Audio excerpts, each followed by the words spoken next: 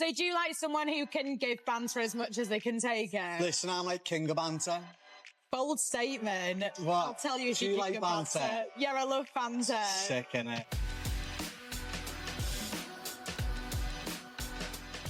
Ho, ho, ho. Merry Christmas, ladies and gentlemen. We are back. We're doing our best with the Christmas theme. We got green. We got red. Eagles, Yes, Chiefs, Black Santa back there hanging out. Ave, yeah. Merry Christmas to you and your family. Hope everybody's doing Christmas, great. brother. We are in the genesis of our remote recording. Hopefully this is number one. Exactly. Hopefully this allows us to do more frequent recordings. We got to focus on looking in the camera. We can't look into each other's eyes anymore. It's so hard. Yeah, it's going to be weird. Shout out to all the YouTubers out there. But let's do it. Exactly. We've done some testing. Hopefully the audio sounds okay. We will get better and better if it doesn't. Yep. That being said, while we're here, like, comment, subscribe, share with your friends, family, everybody. Please. We're hoping to quit our 9-to-5s and do this forever. So we need your help. Ave, what's up? We haven't recorded in maybe 2 weeks or so, 3 weeks. In a little minute, yeah. We've had an eventful personal life event happening. You too. You've been double unked since we left. So congratulations to you, brother. Congratulations to you, brother. Thank you. But yeah, I think to get the juices flowing, well, first we do have to announce, yes, this is our first virtual recording, but it is in fact episode 52. Ave, you know the rules. We're there. Once we name the episode, we got to name a player. I do have one. There's a chance. I have one too. There's a chance it's the same one because there are not many. 3, 2, 1 it? Sure. Okay, let's try a 3, 2, 1 it. Do you want a 3, 2, 1, or do you want me to do? I want you to. Okay. You want me to just go for it? Say. Okay. I want you to 3, 2, 1 for us. All right, 3, 2, 1, and then say the name. There's no go or anything. No go. You ready? No. Yeah. 3, 2, 1. Ray Lewis. Khalil Mack. Oh, Ray Lewis. Great. Yeah. Wow. Both same position. 52 is a linebacker number. I was going for the great Ray Lewis. No, yeah. Yours is way better than mine. Yours is way better than mine. Khalil Mack's nothing to slouch at. No, Khalil Mack's great, but Ray Lewis, I can't like, I was like few and far between trying to grab a 52. I couldn't get one. I was going baseball, but then I was like, we're in the 50s. Let me go linebacker. And then Ray Lewis was the first guy that I thought of. Yeah. Dang, I just found myself staring at you down there instead of at the camera, it's difficult. Get better. No, I mean, while I was looking down there, while I was looking down there, you were looking at the camera. So you're doing great so far. Yeah, I'm trying. All right. Well, the Christmas spirit is in the air. Pretty boring background for me. I actually love your background, Abe. I think the kicks are cool back there. You got Rooney, you got Messi. I mean, I like to think I'm on par. I actually have a Phillies. I don't know if you can tell. Okay. Phillies World Series. Oh, wait. Hell yeah. But we can spice this up. Hopefully we'll get Mike in here. Apparently he doesn't own a laptop. So he owns zero technology.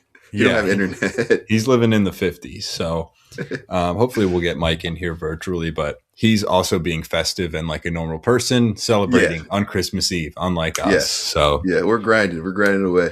Like you said, we're trying to get rid of our 9-to-5s here. So we're grinding. Exactly. So I think it's been, like I said, 2 or 3 weeks. We got to get the juices flowing. I'll let you have your input here, but it has been a while, I think, since we've done an NBA game. So I think I'd like to do 2 NBA teams and name that player. Okay. How do you feel about that? I'm on board with that. That's a great suggestion. We're getting to that time of the year where, Christmas Day is synonymous with the NBA. The NFL is kind of trying to take it over in the recent years, but Christmas Day, growing up our whole childhood, you always had the best games, 3 or 4 of the best players, stepping on the court, playing against each other. So let's do a little NBA. Keep it festive. Yeah. It's about that time to start talking NBA anyways, which we obviously will today. Yeah. We'll allude to the NFL, of course, plenty. But I will say quickly, yes, they're taking over the Christmas Day game.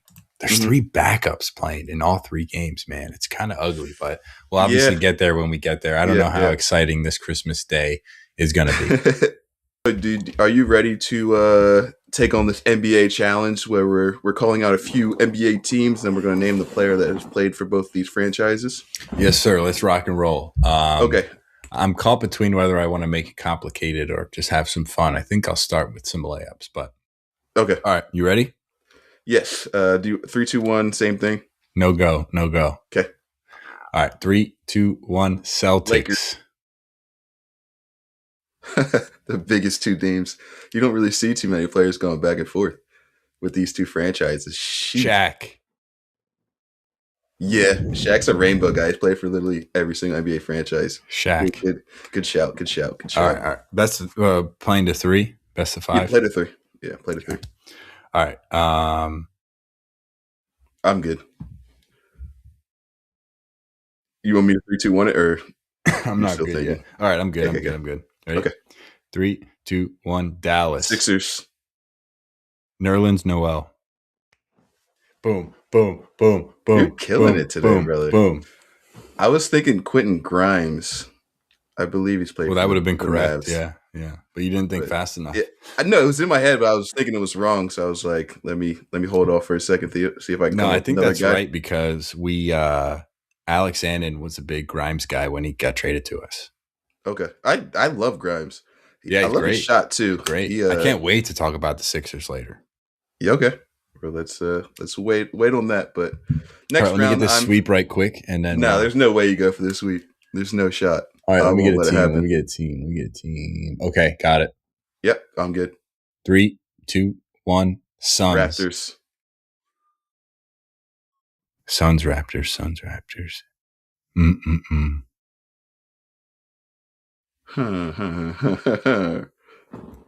That's a tough one. Did Vince Carter? I don't think he's played. No. Who's the kid that played for the Aaron Sixers? Brooks? Aaron Brooks? No, I think he's played for the Rockets. Who's the light skin? He was like number. No. Is that what you're going for? Shoot, no. He's like he was number 20 for us. Why can't I think of his name? Markelle Fultz? No, but that's the era. He was like era? a bad shooting guard. Markelle would be number 20 though. That's the thing. Yeah, he's a bad shooting guard. Raptors and Suns, man. Sometimes I feel like we're washed, but then like Dragic, but Dragic definitely didn't play for the Raptors. Really? Dude, Dragic might have played for the Raptors. I'm going to look this up. Goran Dragic. Oh, I was about to as well. I doubt it. He's played for the Suns for sure. Let's see. He's played for like a lot of teams. Oh, Miami is the Rockets. Yeah, Heat. Toronto, Nets, Bulls, Bucks. Let me look up Aaron Brooks because I did shout that earlier, but I don't believe he's played for I know he's played for the Suns. Has he played for? No, he has not. Players who have played for the Suns and Raptors. Here we go. He's not played. No way, dude! I almost said Sean Marion. Damn, he played for the Raptors. Wait. Vince Carter played one season for the Phoenix Suns. And Goran Dragic. This AI is wrong because maybe he played like summer league or something. Because I did not see that in my search. Did I get like 3 or 4 there? No, you get 1. Trying to cheat my way, brother. Yeah, bro. Hold on. In 2021, 2022, he played 5 games for the Raptors. It counts. Wait, counts. Hold on. I think we're dumb. Like I think Vince Carter had a decent stint at the Suns. That's a good shout. Am I making that up? Well, Vince Carter played for like every team as well. It's like Shaq. He played 51 games for the Suns. Okay. Did he play was he Grant Hill era? No, it was the Orlando. It was right before Dallas. It was between. Really? How many stops has this guy? He's played in every single city in the NBA. Between the Nets and the Mavericks, Vince Carter played for Orlando and Phoenix. Holy. Was Vince Carter part of those? What years was he in Orlando for? Was he like that's Dwight Howard era? Oh, 9 and 10. Really, like that's a championship. With the years they went to the championship. No? Yeah. Yeah, they played the Lakers that year. He played 31 minutes a game. Sheesh. but I only get one out of Anyway, I mean, what do you mean? one Yeah, you get one. Yeah, of course for that you get game. one. All right, so it's 2-1, 2-1, 2-1. 2-1 it is. All right, let me think of a team. All right, ready? That was a tough one. Yeah, I'm good. 3, 2, 1. Warriors. Steph Curry. Come out and play. Yeah. No. We can't do that. That's not how the game ends. We can't do that. It's got to be multiple franchises. All right, reparations. Great minds. Great minds are thinking alike. Yeah. All right. You got a team? We're gonna guess the same team again. I can guarantee. I know we are. Ready? 3, 2, 1. Kings. Rockets. Oh man. Kings Rockets. Russell Westbrook. Damn, Russell Westbrook. That's a good one. What's the dude with the weird shot? Something Martin. He shot like over here. You know what I'm talking about? That was Rashad Lewis. No. It was an uglier shot. Rashad was like way back here. But this guy shot Kevin Martin.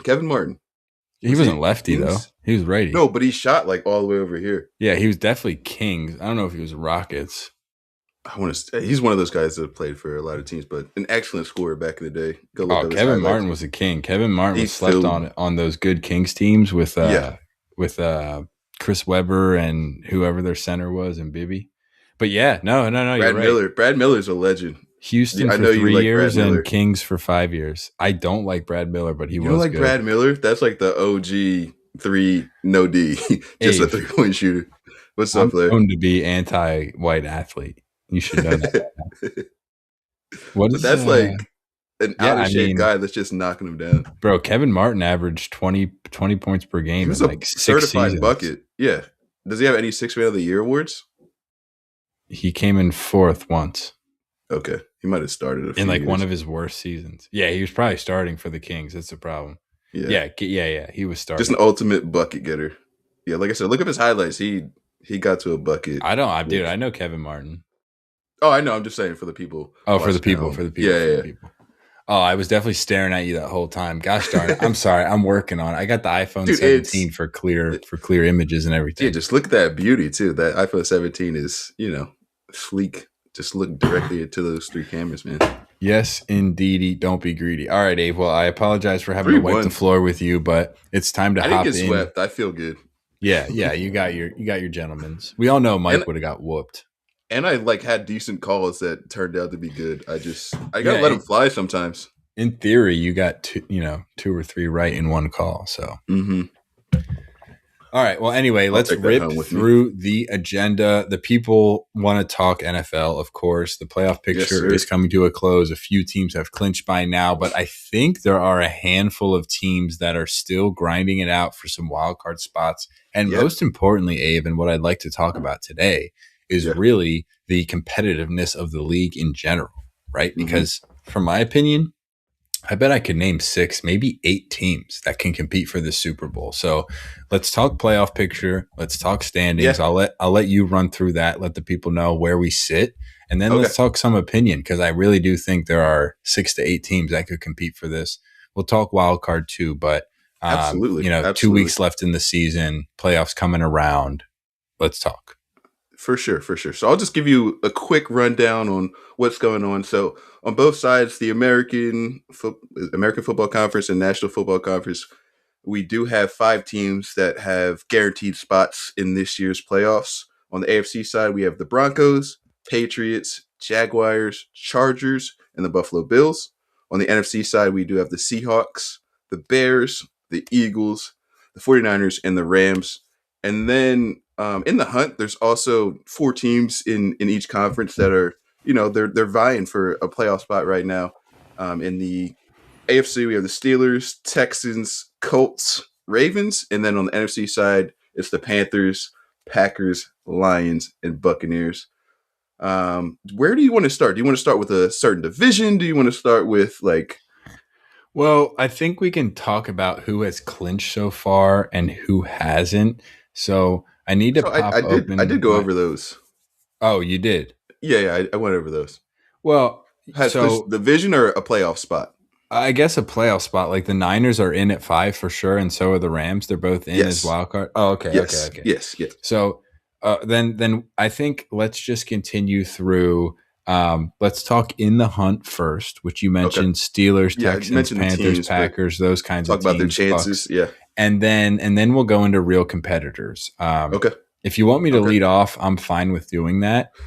Just pick a side. Pick a side. Do you want to go American? No, I'll go. I wanna talk NFC, so you can go Okay. AFC if you'd like. Okay. Fair Right enough. now, we have the Panthers who actually just beat the Buccaneers, Yeah. and Yeah. they're primed for a 4 seed because the only way you're gonna make it from that division is winning the By division. winning. You're not gonna come out as a wild card at 8-8 or whatever. No. 9-8 these days. From my perspective, I mean, the Panthers might make it because I actually don't have the rest of the season ahead of me, but maybe we can chat about that quickly. They're I'll pull that up for 8-7. you. The Bucks are 7-8. Team as a whole, barring some injury, but even with injuries, I'm going to lean Bucks. Now, they need to go 2-0. Panthers need to go 0-2. I don't know who has the head-to-head right now, but let's just say that's the case. I still lean Buccaneers. I'm more confident in Baker Mayfield than I am Bryce Young. I'm not anti-Bryce Young, but the Panthers, I think next year, maybe the year after, have built a more real product. My thing is that if the Buccaneers go into the playoffs healthy, which I'm not sure they can do, they're more competitive. If the Panthers do, they're one and done. Even if they're not one and done and something crazy happens, they're just not a Super Bowl contender. Not to spoil our later conversation, but my point there is just I lean Buccaneers in the NFC. A couple things need to happen, but there are divisional games that play toward the end of the season here, and I'd rather see the Bucks in the playoffs than I would the Panthers. Got you. The Bucks have just been sorts of like all sorts of injuries throughout the season.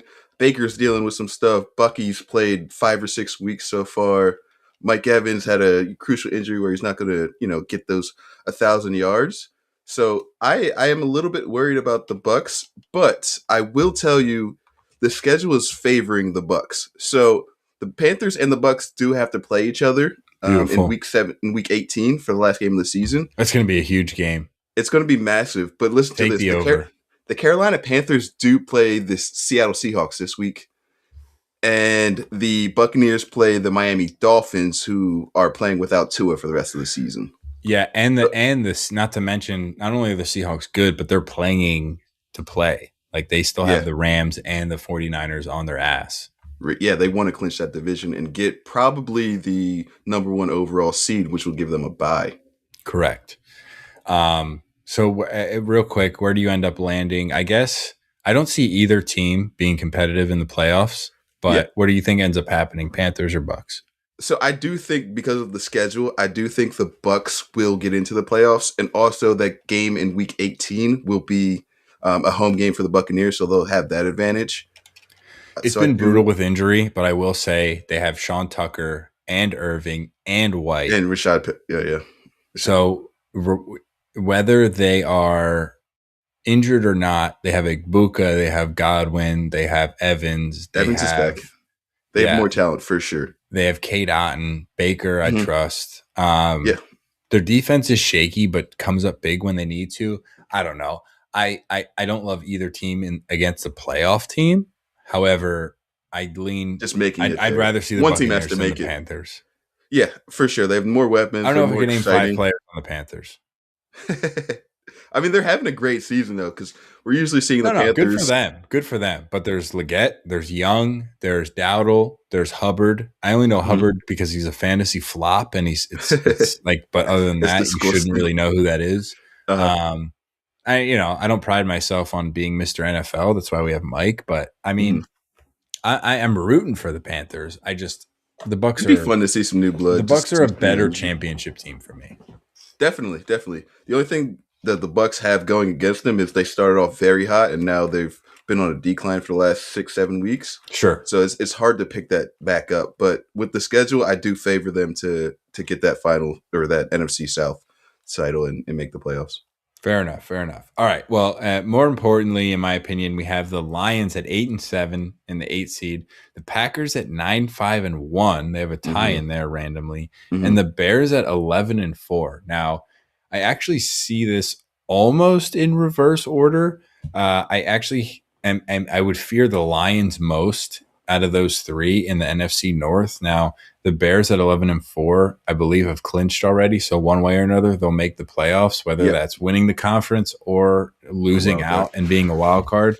That being said, if the Packers win 2 and end up 11-5-1, and the Bears are in fact 11-6, the Packers are just so diminished on defense. I mean, they've looked ugly the past 3 or 4 weeks, and Micah Parsons tore his ACL, which obviously is a huge detriment. They moved a lot for him.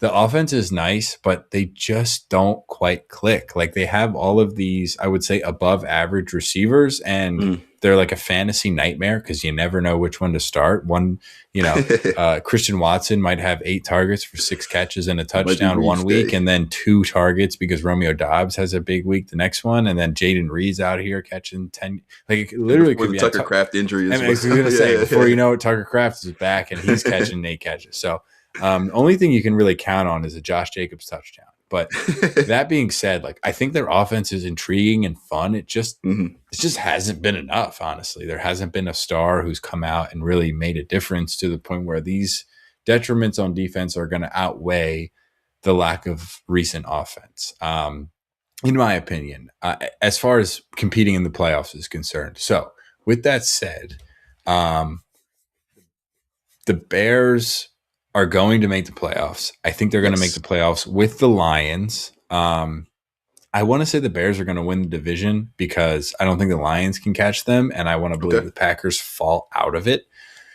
Even though the Lions will be ranked below them, I fear them much more than the Bears. The Bears, some people have them as a Super Bowl contender. I see them, if I had to pick one and done in the playoffs or get to the Super Bowl, I'm more inclined to pick one and done. I think similar to, who were we just talking about? The Bucs. Similar to the Panthers, but even stronger than the Panthers, like much stronger than the Panthers. I think they're a year or two away from real competitiveness. I've been saying that all year, though. So who knows? It feels like the Diamondbacks in 2022 when they got to the World Series. Now they got smoked eventually, but they beat all these teams, the Phillies included. It was heartbreaking, and they made it. But series after series, people doubted them. Maybe that's the Bears this year. I'm not sure. But I just feel like not all of the pieces are quite together yet. I don't actually fear them in the playoffs. I'd rather play them than the Lions. I think it's fair. But I do think that Caleb Williams is having a phenomenal year. Obviously his best year as a pro. But he's just making all the right throws at the right times. And the running game is pretty serious with Swift and Monangai, however you say his last name. I think it's Monangai, yeah. Monangai. So they do have a couple pieces out there that, have been working. Their defense looks very, very improved. So they could cause some trouble for sure. They're going to be very, very competitive. Yeah, maybe it's just knee-jerk reaction for what they've been for so long. They haven't been good since the Devin Hester, Brian Urlacher days. Even the Matt Forte Lovie Smith days. They weren't. Yeah. So we'll see. But you're right. Like, there's no holes really. I mean, Adunze's been in and out. We'll see if he's healthy for the playoffs. That changes a lot. But DJ Moore is a known boom or bust. Big boom last week. There's a lot of teams in the NFC I fear more than the Bears. I guess that's where I'll leave it. Fair. And they're young. They'll be there. Hopefully they'll be there for a while. But they're building something there. So in the future, I do think that's a team to look out for. Yeah. All right. Well, why don't you run us through who's in the hunt in the AFC? Okay. And then we'll talk about real Super Bowl contenders. Yeah. So there's those 5 teams that have already clinched, but as far as the teams that are in the hunt, we have the Steelers, the Texans, the Colts, and the Ravens. I don't think this conference is as interesting as the conversations that we're having throughout the NFC. The Steelers and the Ravens are kind of in that same situation as the Bucs and the Panthers on the NFC side, where one team's going to make the playoffs. They've had some ups and downs this season. Obviously, the Ravens came on very strong recently before losing last week, but the Steelers started out strong and then started losing it. And now they're back to winning again. So it's very, very confusing in the NFC or AFC. What is that? AFC North. But I'd probably take the Steelers, even with, DK going to miss these next few games for some stupidity on the sidelines. But I do think that the Steelers will make the playoffs because there's too many up and downs with the Ravens, especially with Lamar unsure about his health status. He's in and out of the lineup, so that's what's really pushing me towards the Steelers in this division. The Colts, they've looked fun, obviously, with the Daniel Jones injury, which is horrific because he was having the best season of his NFL career. He moved from the Giants to Indy, and he was Indiana Jones. Like he was, not to mention Sauce after that huge trade. yeah, yeah, yeah, yeah. But obviously, Phillip Rivers comes in at 44, and he just looks like obviously a Hall of Fame quarterback. Not the most athletic, but getting the job done. 27 piece.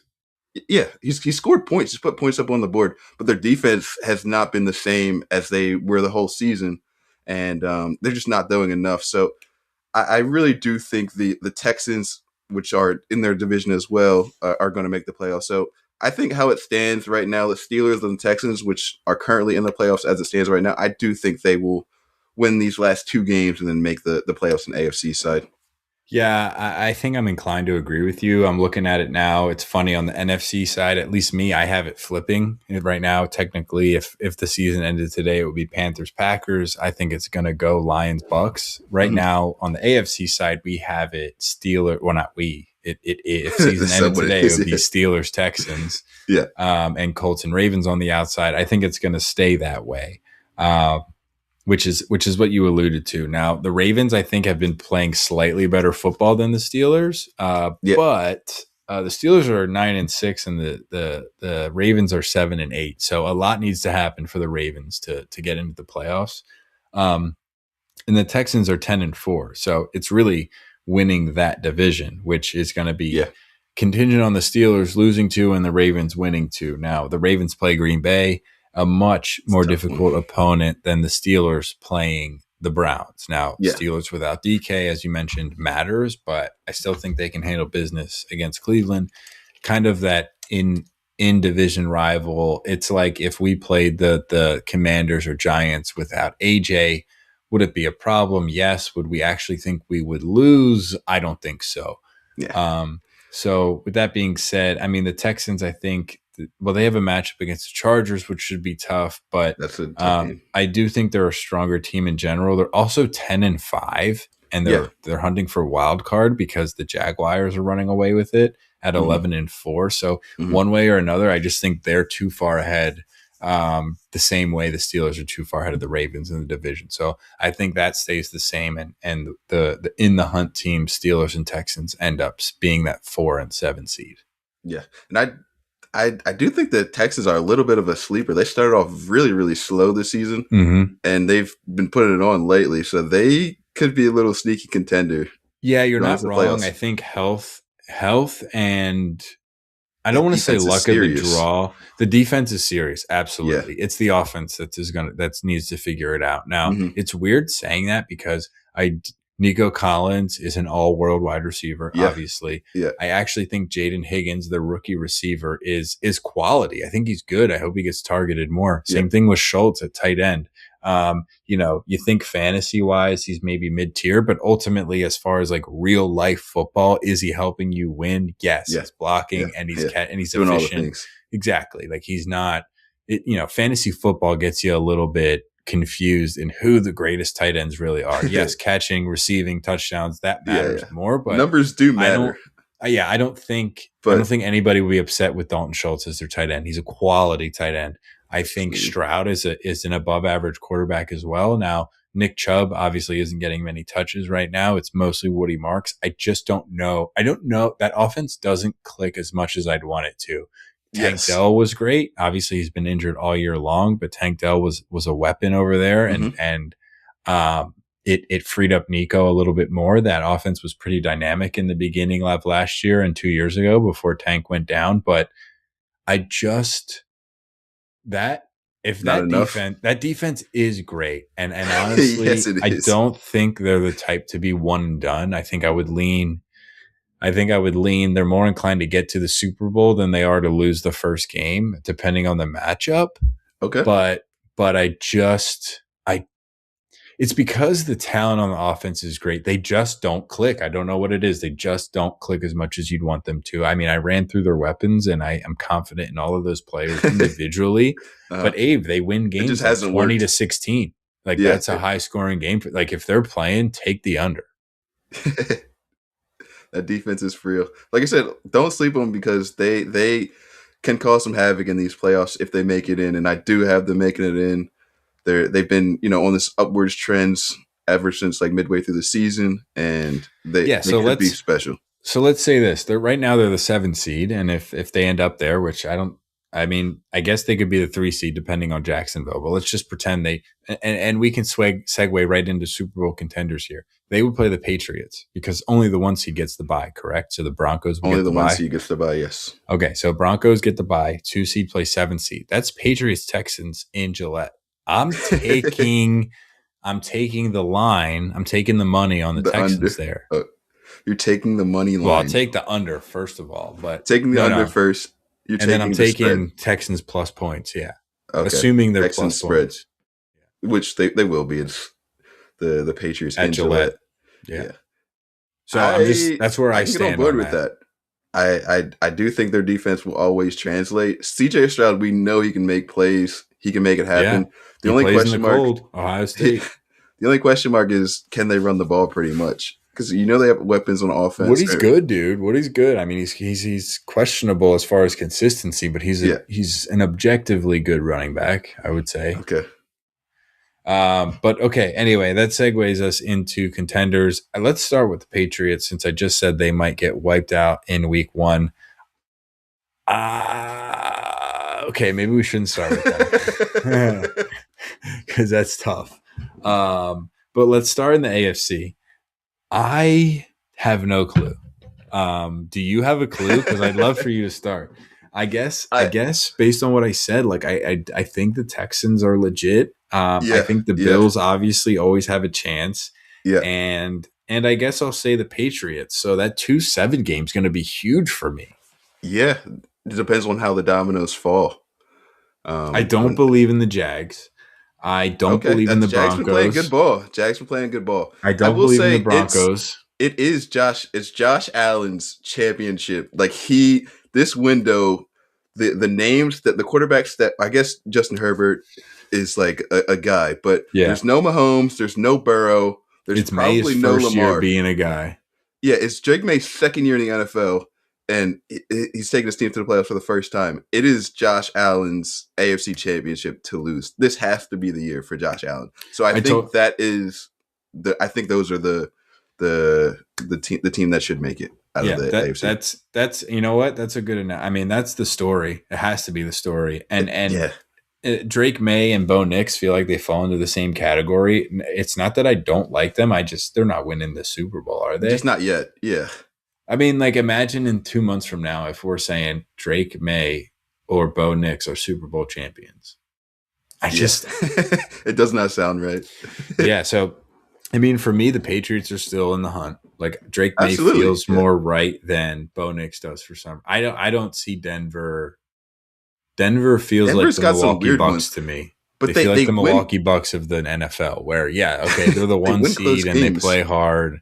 But even I don't want to say the Raptors, like when LeBron kept beating them and they were the 1 seed, or the Cavaliers last year, but the Broncos are not winning the Super Bowl. Atlanta Hawks in like those early 2010s, when they win like 60 let's games. Not get rude now, Abe. Let's not start doing racial slurs here. No. The Broncos are more legit than the Atlanta Hawks are, but they won 60 games. Yeah. For me, that's crazy. For me, they had 5 All-Stars. For me, it's the Bills, like you mentioned, the Texans, and the Patriots. So the 2 seed, the 6 seed, and the 7 seed. Where do you fall in AFC? I'm basically completely aligned. I do think the Chargers are in that conversation as well. Obviously, we talked about Khalil Mack earlier because this is episode 52. But Herbert, he looks good and then he doesn't. He looks good and then he doesn't. He's kind of been inconsistent. But they have super weapons out there. Hampton looks great. Vidal looks good when Hampton's out. I mean, Keenan Allen's been healthy this whole season. They they can win against any of these teams. So I would definitely want to add them into the conversation. But those three with the Bills, the Patriots, and the Texans, I'm totally on board with you. Okay, good. Well, I'm glad we're aligned. I think that the Chargers, to be fair, would be my first team out, or like in the opposite, in an optimistic scenario, my first team on the bubble. Okay. I think they could do it. I think they need to get hot, which it feels like you agree with, in that they've shown that they can beat good teams. They have the ability, yeah. Herbert is great, but they would need to play their best football to make it happen. Yeah. Do you want to run through the NFC and give your side first, or I'm happy to keep rambling here. I'll let you keep rolling with the NFC. All right. Well, in that case, as Abe mentioned before, we have the Seahawks as the 1 seed, followed by the Bears, Eagles, and then 4 seed technically is the Panthers. But as we mentioned earlier, we feel like the Bucs may take that spot. Niners at the 5 and Rams at the 6. Abe, this is a weird one for me. I actually have more contenders here, but they are not at the top of the list. I guess similar to the AFC in a sense, where yes, the Seahawks are good. Do I see myself in 2 months sitting on my couch watching Sam Darnold win a Super Bowl with the Seattle Seahawks? No. And that's the same thing with the Bears. So 1 and 2, we can check off the list. Controversial, add it, let us know in the comments. Yeah. My contenders from the NFC are actually the 3, the 5, the 6, and the 8 right now. So one of those teams actually isn't even qualified yet. But they're not in the playoffs. I'm going to say the Eagles in the 3 seed. Now, maybe similar to the Chargers, a little bit less. I think the Eagles don't need to play perfect football necessarily to make it all the way. They have enough talent to win, but that O-line has been ugly. And, Saquon, who has been picking it up, needs to continue to play this way if they're going to succeed. The Niners and Rams are playing out of their mind. The only reason they're 5 and 6 is because the Seahawks are, what are they, 12 and 3? I mean, they're both 11 and 4. So those are both really competitive teams. The Niners have some of the best players in the NFL. I think there are holes in their team, but they have incredible weapons and the rest of it works. The Rams, no comment there. They might be my number 1 favorite to win the Super Bowl right now.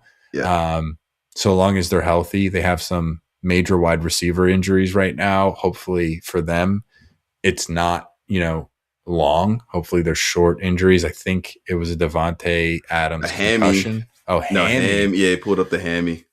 So, I missed him for the last week of playoffs. Didn't matter. And Puga keeps getting banged up, but he re-heals. He's like Wolverine. He's like, Did you see what he thinks about concussions? No. I may be misquoting, or maybe I got trolled, but I'm pretty sure it's like concussions aren't real. Okay, yeah. Well, that's just because he's dumb, and when he tests for concussions, he scores lower than he did originally. That's some good content. Yeah. So anyway, whether the Bucs or Panthers make it, I don't see them as real competitors. However, assuming the Lions do make it, which I mean, they're 8 and 7, so maybe they won't. I suppose if the Packers win 1, I think it's over. Yeah.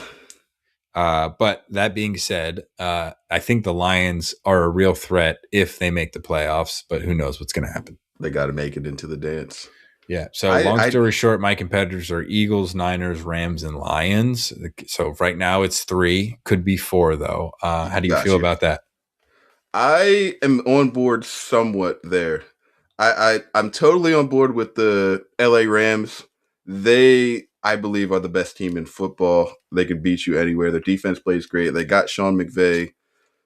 I mean, this dude's not even 40 yet, and he's one of the best coaches of the last decade. Like, he's unbelievable. He always gets those boys motivated to play, and they've got crazy players. I mean, Stafford may be the MVP this year. We'll talk about that later. So, totally, Rams, number 1 team. I think that's set in stone.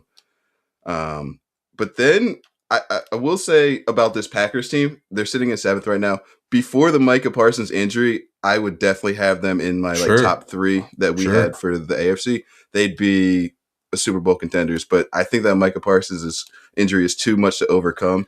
Well, I think the best thing about the Packers is how well-rounded they were, and not necessarily that they had this superstar situation, and the fact that you take away their best player on defense, Yeah. well-rounded is a little shaky if you're not well-rounded everywhere. So as weird as safe as well-rounded feels, if you pull out a core piece of that, average off slight, above average offense doesn't account for, the defensive woes that they'll have here.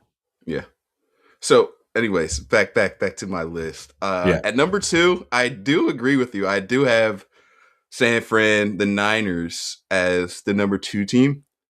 Number 3 team, I'm going to go with the Seahawks. I do think that NFC West, wow, they've been the best division of football this year. They have 3 teams that are going to have 10 plus wins. They already have 3 teams that have 10 plus wins this season. Mm-hmm. From what they've shown, they deserve to be there, and I'll put them as the number 3 team to make it out. And our Eagles, I don't know. I don't see them, as hard as this sounds, it's hard for me to say.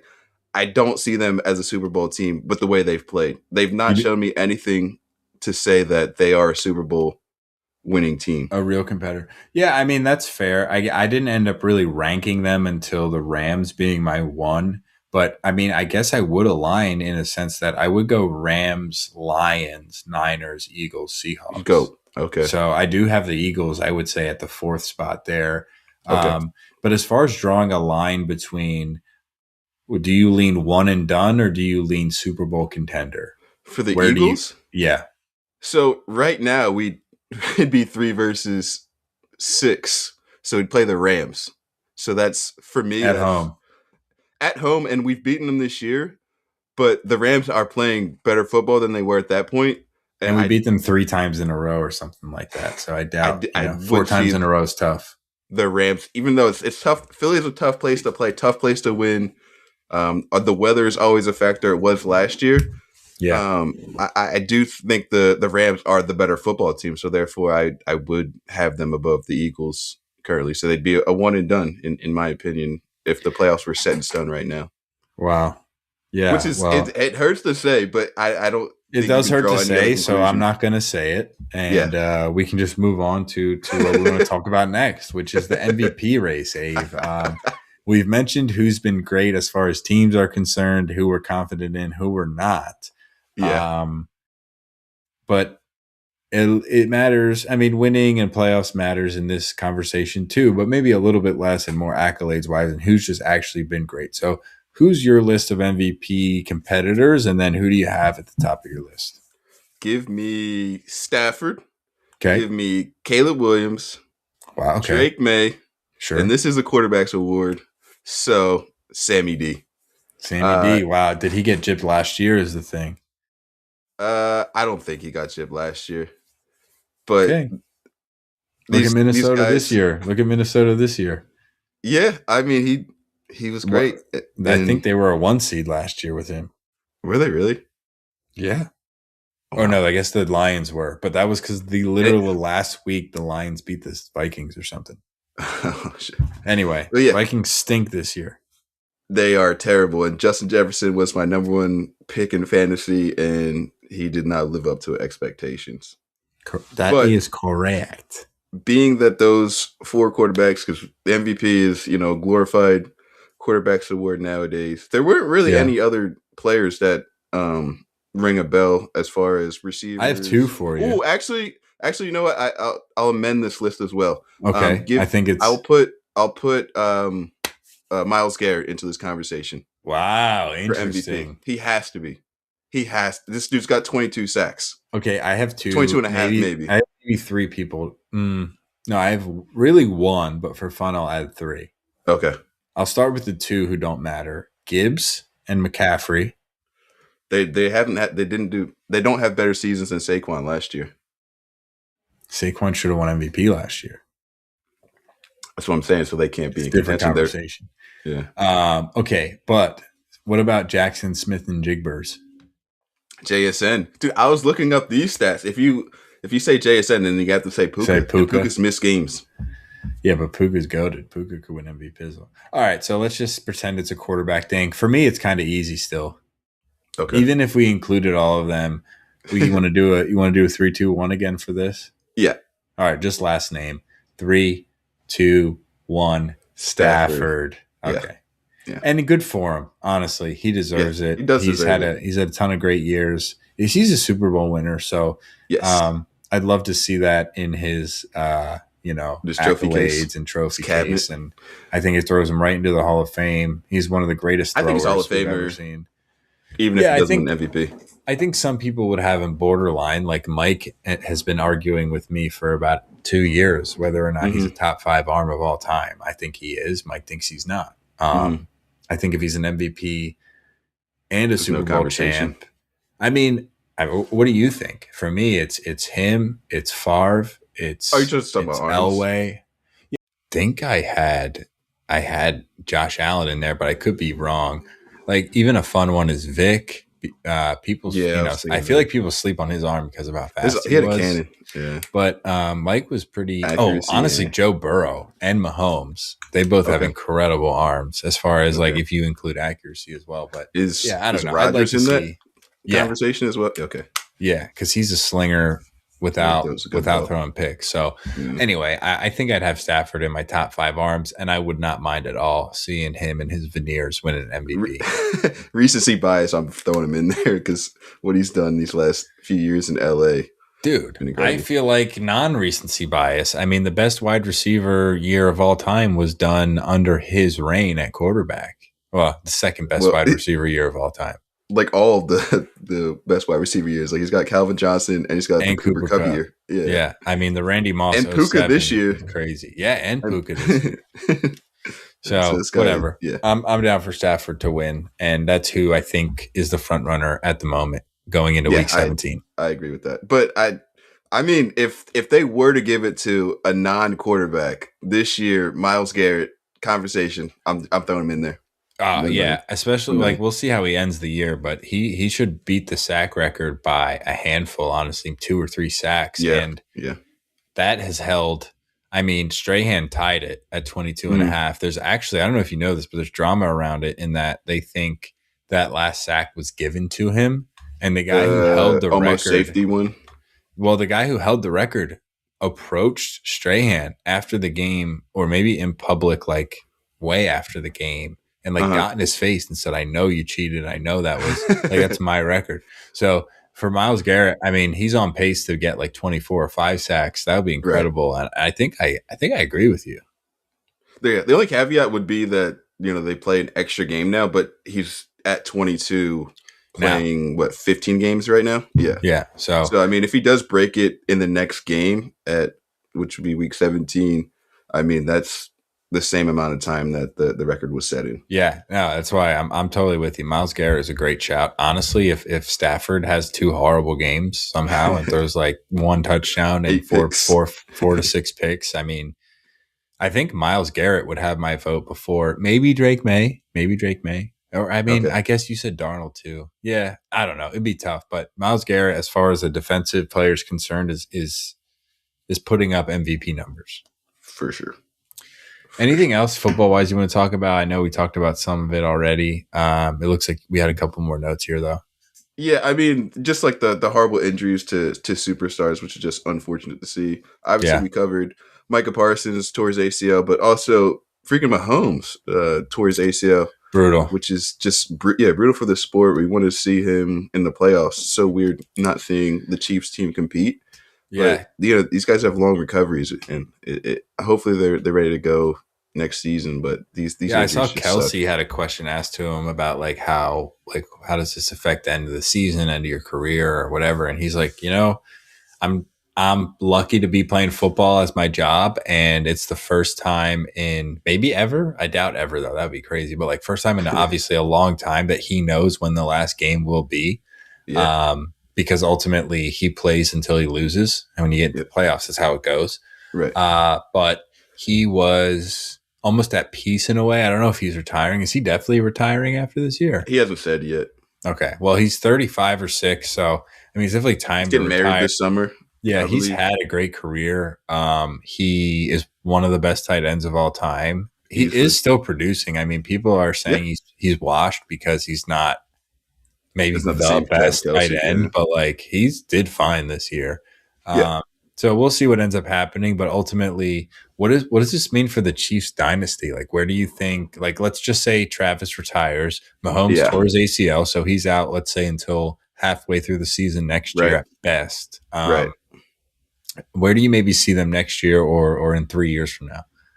Well, for next year, if Mahomes isn't playing, I don't see them as a playoff team. It might be a complete rebuild, refocus for the next draft. I don't know what their draft pick acquisitions, what they're looking like in, what would that be, 2027?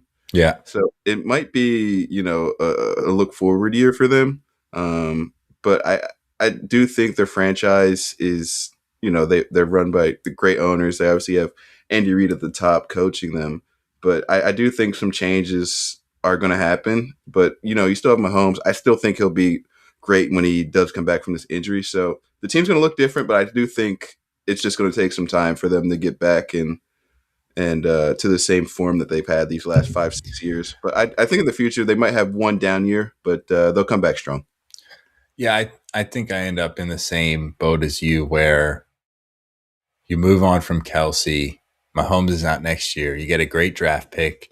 I think they are inclined to draft weapons, which is kind of fun. I think that's the intrigue of the Chiefs, is that they're great and they'll still draft receivers and running backs. Funny enough, I think the right thing to do would be to shore up whatever you need on defense and on the line in maybe this year's draft. They'll have like between a 10 and 20 pick. Yeah. And then especially next year, when depending on how well you perform without Mahomes in the 2027 draft, you might have a really high pick. And at that point, you can take a guy like Ryan Williams or Jeremiah Smith. That's fun. See, that's fun. Yeah, and so if they can shore something up in this offseason and say, okay, listen, we're not going to play well without Mahomes, but we're going to build the rest of the team, and then we're going to draft some weapons the following year. I mean, this dynasty could be right back where they left it. Definitely. The other thing that I would say is Chris Jones is also getting up there, so it'll be interesting. I'm not sure how long he signed up to play for the Chiefs, but it'll be interesting to see what they do with Chris Jones if they're not going to be competitive this upcoming season. So you want to send those guys off on the right note. So I don't know if there's a deal out there, but I don't know. Like I said, this team will look different next year for sure, but then in the upcoming years, there's going to be a lot of new faces in that franchise. Yeah. All right. Well, enough about the Chiefs. Let's wrap up the NFL. It's been like 20 minutes or something. Fantasy football championships around the world are coming to a close. If you're with it at all, you understand that the fantasy championship happens in week 17 because there are so many teams either resting their players or for one reason or another they're out of going to make the playoffs or there's no reason to play the guys. Yeah. Right. So with that being said, there are some people who will be competitive. We talked about plenty of them. The Ravens will be competitive. The Steelers will be competitive. The Bills will need to be competitive. So there are plenty of players to start and sit. Abe, are there any on the top of your mind or players that you're looking at in the championship leagues of your own leagues that you either made or did not make, or players you want to shout out to see what are going to happen? So I did make the championship in my work league. I'm sitting on top of the standings. I had a great weeks from Puka and JSN last week. So I mean, after Thursday, it was kind of a wrap. So I'm looking forward to those guys continuing to produce. But those are really my main guys. I don't know.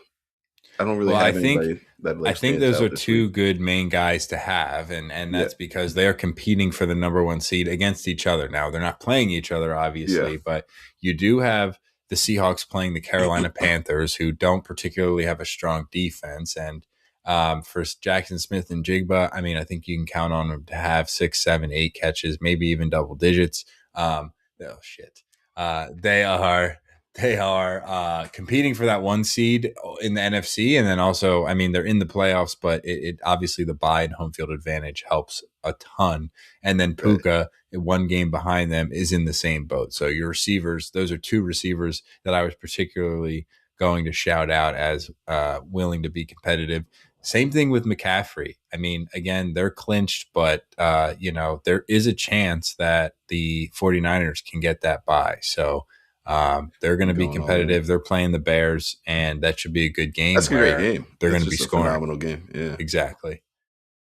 I'm trying to see who else. I mean, the Jags play the Colts, so I just don't think that, even though the Colts want to win, I just think they won't. The Patriots play the Jets, which you would think is a great game to start your Patriots guys, but They might it be might out be a by blowout. halftime. And then, it could be a big Travion Henderson or Ramondre Stevenson game. Yeah. But as far as Drake May is concerned, it could be 21-0 at half, and they're running the ball the whole time. Now that we're talking, I do have a shout out that I think Joe Burrow, because Bengals Cincinnati has said that Joe Burrow is going to play the rest of the season. I think that's a play in this championship week because he's been phenomenal since he's gotten back. And I'm pretty sure like T. Higgins was back last week, had a great week. Jamar Chase has been good, even with what's the guy from Baltimore, Joe Flacco. So like these guys on the Bengals, like they're finished the season on a high note. I would, so long as they're willing to compete, even though they're eliminated, absolutely. Yeah. Well, I mean, Joe Burrow's got to get his feet right. He's played 5 games this season, 4 games, so they're going to play him for the rest of the season. So I do think all their stars are going to play. So I would advise you to have them in your lineups if you have them on your team.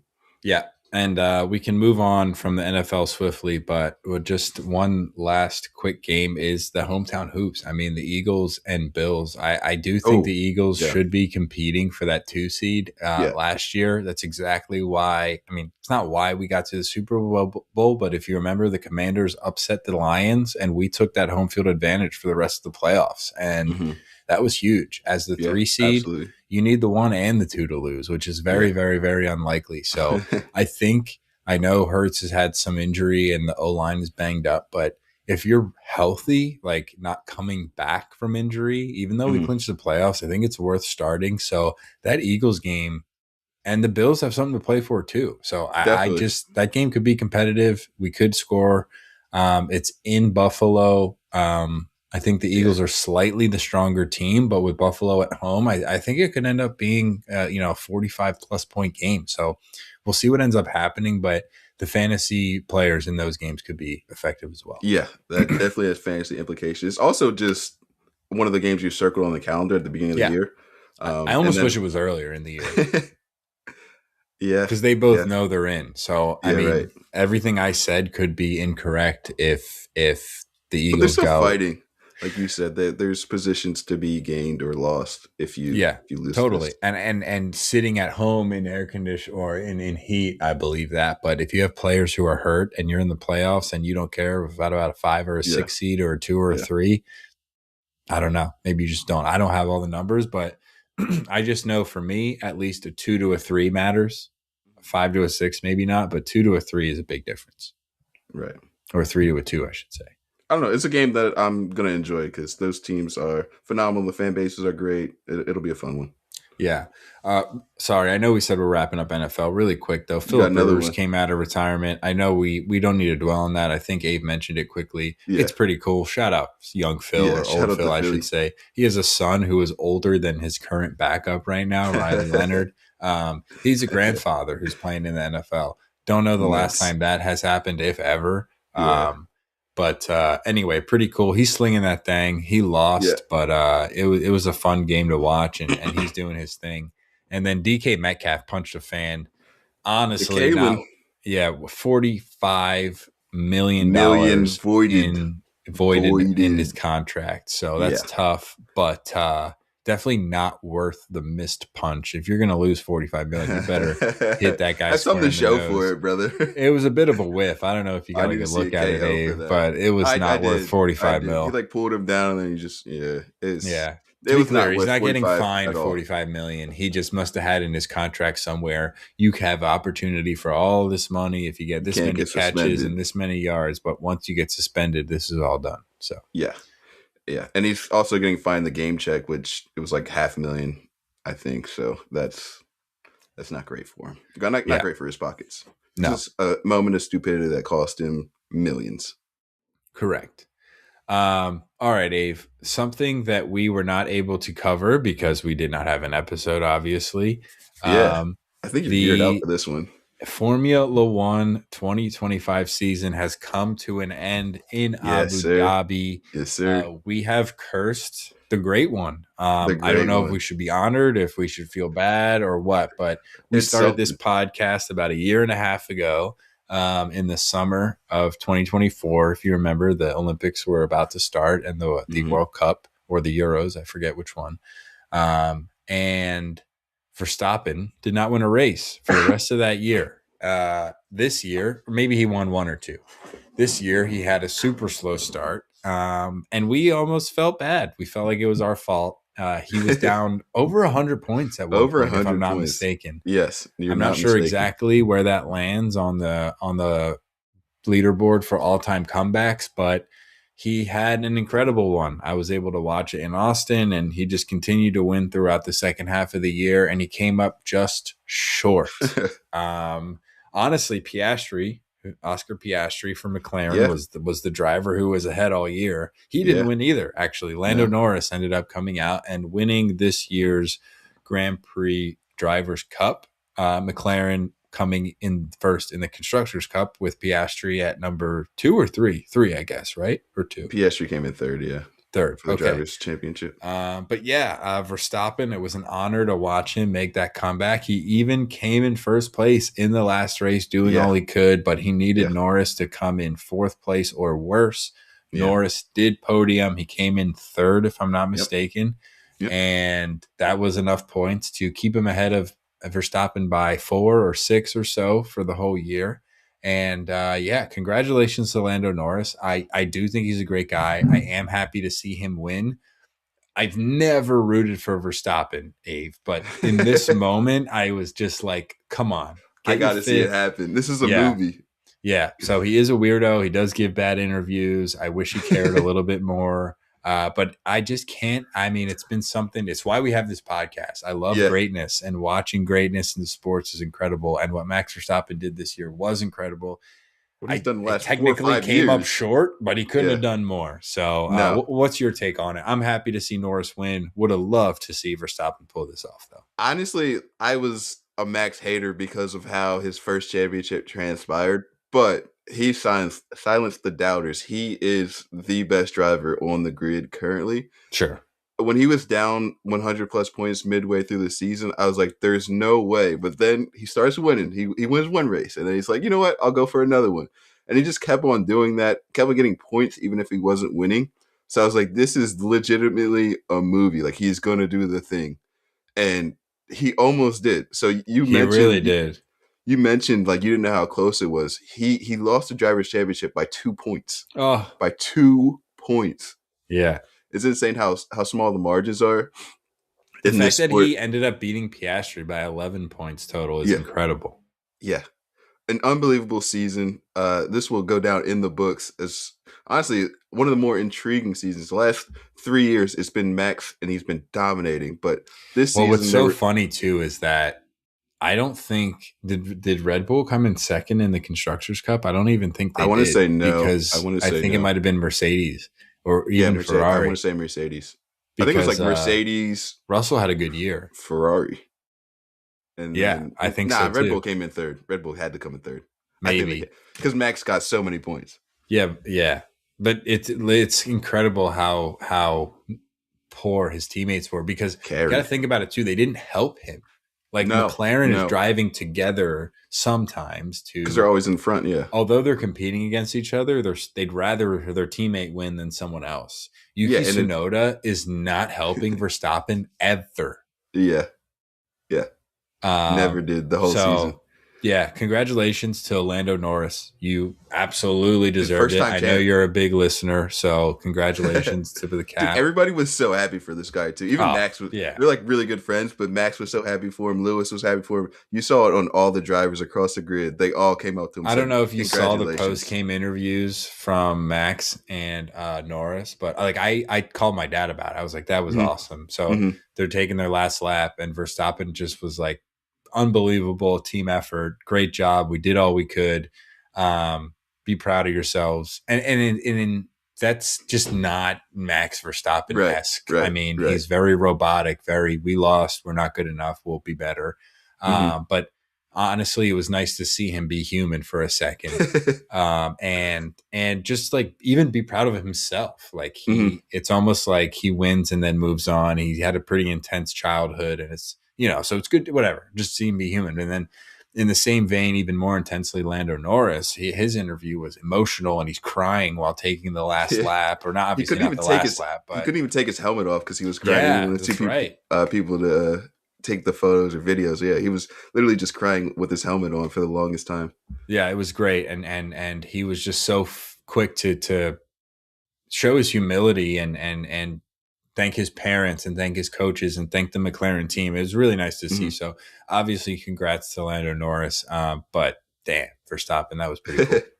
I want to say one more thing about the McLaren championship. Did you hear the Zach Brown's his immediate calm to Lando Norris after he won the drivers' I was championship? watching it, but I don't know. You don't remember? I don't know what you're referring to. This has been referred to as like a cringe moment. Like a lot of people that watch the F1 sport, they thought this moment was terrible. They're like, if you win the drivers' championship, the team leaders should say something cool. I don't know. It's his first drivers' championship. Like, you want to say something so cool that they replay it forever.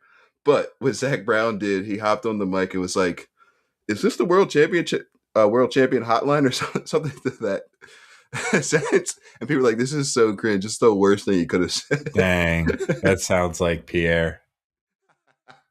Excuse me? Yeah. Excuse me, is this the world champion? Am I on the line with the world champion? Man. Yeah. All right. Well, one more quick thing about the F1 year, Abe, that we need to mention. I am wearing the jersey Ferrari right now. I love this shirt, actually. It's tough. It looks clean. I need to gain some weight and get a tan, but it's the middle of December. We got till Give me a break. Lewis Hamilton, man, first time in his 19-year career that he doesn't podium. Crazy. That hits you harder than it hits me. So tell me how you feel about that. Dude, it's just pain. I mean, obviously the move to Ferrari looks great on paper. It's such a historical team, car, everything. Icon, fashion, everything. It just made so much sense for the kind of the biggest name in this sports era to be with Ferrari. But it just did not work out on the track this year. It was just a poor performance from everyone. Like, Lewis wasn't on top of his game. The car wasn't good enough.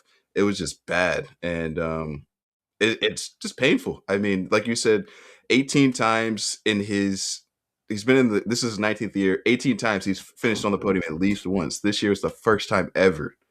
That's pretty bad, honestly. That's like terrible. Yeah, it's really, really bad. It'd be like LeBron getting like 8 points a game. Yeah. Yeah. I didn't realize he didn't podium all year. Yeah. We covered the whole thing. Not once. I mean, it does interest me in what's going to happen next year, but I guess we'll have to see new things. Can Hamilton turn it around? And what does Audi look like? Those are my storylines. And who is the Red Bull teammate? So the Red Bull teammate it's been announced. It's Hadjar. Oh, wow. Okay. They're going to be good.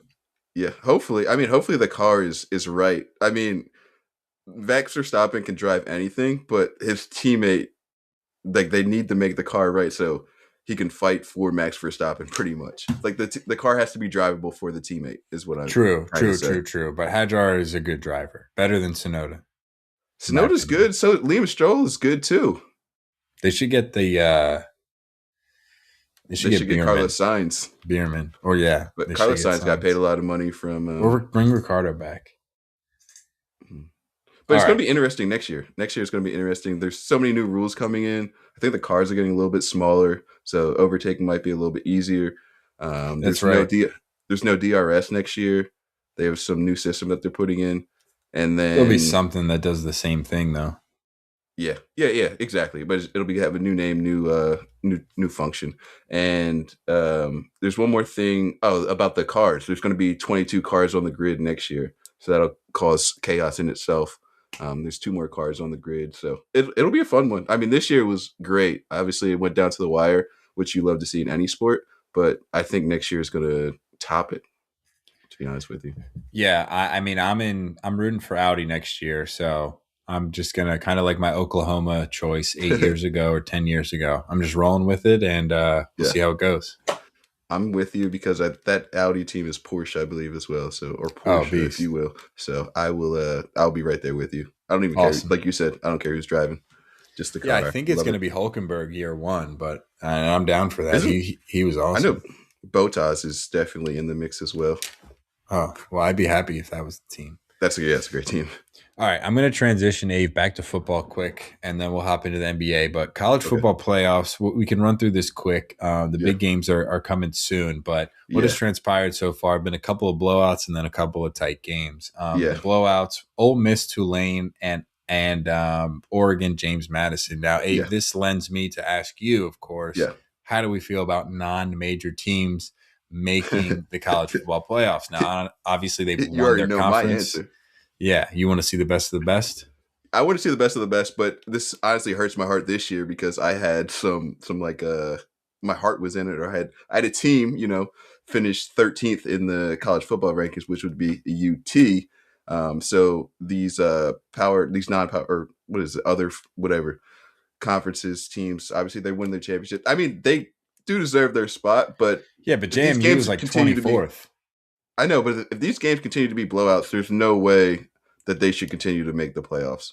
I don't know if there's like a separate system for these smaller schools to participate in, but we want to see good games in every round of the playoffs, and they have not been good. Just to clarify for the people, Oregon beat James Madison 51-34, and honestly, that was closer than the game looked. It's like the Super Bowl last year. And then Ole Miss beat Tulane 41-10. So the second time this year. So it was pretty bad. The two games that were close, they made sense, to be honest with you. Miami beat Texas A&M 10-3. That game was a shootout. Yeah. I was not excited about that game. I actually had Miami winning, but I don't like Carson Beck, so wasn't all that excited. I'm not an Ohio State fan, but I am rooting again against Miami and Carson Beck. Don't know why. I just can't like. You can't get on board with Carson Beck. No, I don't have anything. I don't have any opinion on him. I'm just not a fan. And then to my detriment, Alabama beat Oklahoma. Yeah. OU went up big, man, 17-0 to start the game. Second I turned that game on, Alabama started putting belt to ass against OU. I don't know that I expected Oklahoma to win. They've been very streaky this year. John Mateer, I do like him as a quarterback, but he's been hot and cold and injured. And Oklahoma beat them last year in the playoffs. They beat them this year during the season. It's tough to beat a team, especially Alabama of all teams, 3 times in a row. So I wasn't necessarily surprised that OU lost, Ave, but just the way that they lost. 24, I didn't see that at all. Oklahoma, if anything has been consistent this year, it's been their defense. Yeah. I thought it would be like a 17-10 game if Alabama won. I think they've only given up 20 points once or twice this year. I thought the second we were up 17-0, if either it was over or like we needed one more field goal or touchdown, but Alabama's not scoring 20 points in the second half. Right. They scored 34 or close to it in the second half. So just not the loss I expected. But the Alabama will be taking on Indiana in the next round, Oregon against Texas Tech, Ole Miss against Georgia, and as I mentioned earlier, Miami, Ohio State. What are your thoughts about the next round or some of the games I already talked about? I mean, these are the games that we want to see. These are all kind of blue bloods, except for kind of Indiana in the football sense, but they've had, the great run that they're having. Mendoza wins the Heisman. So these are, I don't have a game in particular that I love, but these games are going to be all good. I hope. I do think that I'm expecting a lot from these games as well. I think they're going to be phenomenal games, really good games. I think the only upset I see is Oregon over Texas Tech, and I could be wrong there. I do like Indiana over Alabama. If you ask me halfway through the year when Indiana was highly ranked and Alabama was maybe under them, I would have still leaned Alabama. But I think for me, Indiana has beaten enough really good teams to prove no, we are. I mean, the rank number one, we are a top 5 team in the country. I think Fernando Mendoza deserved the Heisman. Absolutely. you're well aware he was my vote. We talked about it last episode, and he did end up winning. He's kind of Andrew Luck-y to me. He's very nerdy, seems to know the game well, and has a great passion for the game. I'm very much anti betting against blue blood teams, but I think I go Indiana over Alabama. Georgia, Ole Miss, that's an easy Georgia for me. I do think Ole Miss is strong, but there's been a lot of Lane Kiffin drama at Ole Miss, right. and I just think Georgia's too strong. They've been playing excellent football, especially recently. So I think that's an easy Georgia over Ole Miss there. And then Ohio State over Miami. I actually don't think that game's going to end up being close at all.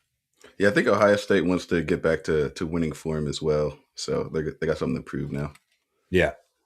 What do you have to say about any of the other ones, unless you absolutely loved what I said and we can move on? No, I like your takes. Like I said, I do think these are I just have high hopes for these games. I didn't expect much from the first round of playoff games, but these ones are the ones that I'm really, really focused and locked into. Okay. Fair enough. All right. Well, then let's talk NBA. We had the NBA Cup come to a close. The Knicks won? Yeah, the Knicks did win. They played the Spurs in the championship. Yes, they did. Yes, okay. They did. Well, talk to me about the NBA a little bit. I mean, I love the final, but I just wanted to kind of congratulate the Spurs a little bit because they knocked off the juggernaut that is Oklahoma City, gave them their second loss of the season in the semis. Well, have you seen? I think the Thunder are like 22-0 against everybody and 0-2 against the Spurs or something like that. Yeah. And they just beat him recently again. But Wemby wasn't even healthy. Wemby's coming off the bench, and they play tomorrow. Who does? Spurs Thunder. They just played. I'm looking at it right now. They play Thursday at 2:30. Yeah, it's some great games. I love that. But I got Cavs, Knicks. Sorry, I'm cutting you off, but I'm just I didn't realize they were 22-7 too. Yeah. No, the Spurs are playing great ball. But yeah, Wemby was coming off the bench and just absolutely destroying games. It didn't work out so well in against the Knicks. They have a little bit more size, but I just love what the Spurs are doing and how Dylan Harper looks good, man. Yeah. But the Knicks did win the NBA Cup, which is really, really cool. Who cares? I saw the bonuses, how they handled them and how they paid out their players. I think it was really, really cool to see. I think they paid staff and stuff like that. The bonuses, which was really, really cool. Hey man, Knicks are 20-9. They're a 2 seed. They're a force to be reckoned with. I mean, they do give me the whole Bucks, Raptors, Milwaukee Brewers, Denver Broncos vibe that we were talking earlier about. They play the right way. They play hard. They're deep. Being deep helps a lot in the regular season, and then doesn't matter as much in the postseason. You only play 7-8 guys, similar to a pitching staff, right? You might have a strong fifth starter that gets you an extra, win and a half or more every X amount of starts, however you want to frame that up. But that person doesn't pitch in the postseason, nor does the other team's fifth starter. So really what matters is how's your front three? Are you top heavy? That's why the Dodgers win so much. So I don't know. I mean, I do believe in Brunson. I do think Karl Anthony Towns is more than an above average big man. I think he's been playing top shitty tier recently. Maybe, but I do think I'd like to have him on my team. I think he's a top tier big man. He's in the top third of big men in the league. Yeah. And I think the rest of their pieces fit. I think OG, I think Mikal Bridges, they do have great pieces. I just think they might value depth a little bit too much to be a real championship team. But other than that, I think the Knicks are strong. They picked up what's his name from he's just a bucket getter. Clarkson from, I guess, was he in Utah last? But he's instant offense. He can light it up. He had a big game in the championship. Okay. Yeah. But he's a piece that I really, really love for them because sometimes you need instant offense, and he does that to a T. I feel like he's a little bit of some controlled chaos within a team that might be a little bit too structured too. Okay, that's a good point. They're very fundamental, and I think they're well coached and disciplined. And Clarkson, sometimes almost like a Jimmy Butler, he'll come stir the pot a little bit in a good way. A shot of energy sometimes, and he definitely provides that. One last thing on the NBA Cup. So they were hosting it in Vegas these last couple years, but there's a suggestion to play the the playoff portion of that in historic college basketball arenas around the country, and I think that'd be really really cool. It's kind of like baseball's what's that, a Field in the Stars game or whatever they call that, but just like Yeah. changing the environment, They bringing still it do that to every year. yeah, it's The awesome. I Phillies love are it. doing it this year, I think, actually. Oh, it's great. I'm going to be tuned in. But even like the hockey games they play at like football stadiums, I think that's so cool. Another one, dude. Do you guess who's hosting the Winter Classic this year for hockey? Or hosted? Is it Philly, the Eagles? No, I mean that would be reasonable. The Flyers played the Penguins like two Yeah, or okay. 3 years ago. I'm Okay. asking you for a reason. It's ridiculous. So think about Who's that. hosting it? Yeah. It's probably somewhere hot then. It doesn't make sense. Miami. Florida Panthers. I mean, they just won back to back, but Well, I know. why But is it outside? how in the world are you about to do that? I have no idea. Technology yeah. is great nowadays. That's funny. Yeah. But anyway, go ahead. Back to like college basketball arenas. Imagine they're playing in. That could be cool. I feel like logistically it's going to be a challenge, but that's a good idea. I mean, they're not going to make as much money because obviously the stadiums that college basketball plays in are smaller than NBA arenas. But imagine like playing in Allen Fieldhouse in Kansas At the Pavilion. or playing at Cameron Indoor. Like that'd be so cool to see NBA players on a college campus. Yeah, I just think the environment just makes it cooler. Like it's not even about the money, which it is all about the money. But I'm it's just surprised like the NBA doesn't have much to gain there. It's unlike them to do something like that. It's kind of like a for the fans kind of thing, which is like you said, it's like counterintuitive to like what they kind of do, but it'd be a fun little thing if they ever make it happen. Yeah. All right. Well, let's wrap up the NBA quick by talking about like maybe some contenders. Let's start with the East, and then because I think the West will be pretty brief if you're catching my drift there. Yeah. The East, I have no clue. I want to say the Celtics. East, I'm not sure if Tatum will be coming back. If Tatum comes back by the playoffs, then I'll go with the Celtics. No, but if not, I guess I'll roll with who's cooking. And I'll say the Knicks. The Knicks are for sure up there. I don't believe they're number one in the East. They're not. The Pistons are, but I would say if I needed to I wouldn't roll with the Pistons, and I wouldn't roll with the Raptors would be next. Right. So yeah, I'd probably say the Knicks are number one in the power rankings for the East. I wanted it to be the Magic. They're not quite doing enough for me. I think if they started off pretty slow. I think they could add last season. Yeah, I think they could. They either need to add a veteran piece or just make the pieces of the puzzle they have work a little bit better. But for now, I can't go Magic. I think I have to lean Knicks again, unless Tatum comes back for the Celtics. I will say Desmond Bane for the Magic has been really good, like a really good pickup.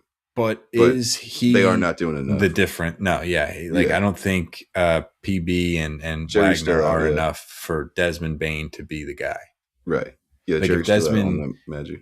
If Desmond Bane, I don't know, joined the Spurs, that's a little different as far as a piece. But anyway, okay. So I guess we're in the same page in the East. Very competitive. I think we lean Knicks. For me, it's experience, and I guess just overall. I want to say 2 minutes ago I said I don't believe in them, but now looking at the picture, now looking at I think kind of a little bit more clear. In other years with this same Knicks team, I wouldn't necessarily believe in them. However, I think the East is very competitive in a good way. So, it's not the same as in the West where there's one team where they're clearly above everybody. Correct. So I'll spoil that quickly, but then I'll reopen the question and let you say your piece.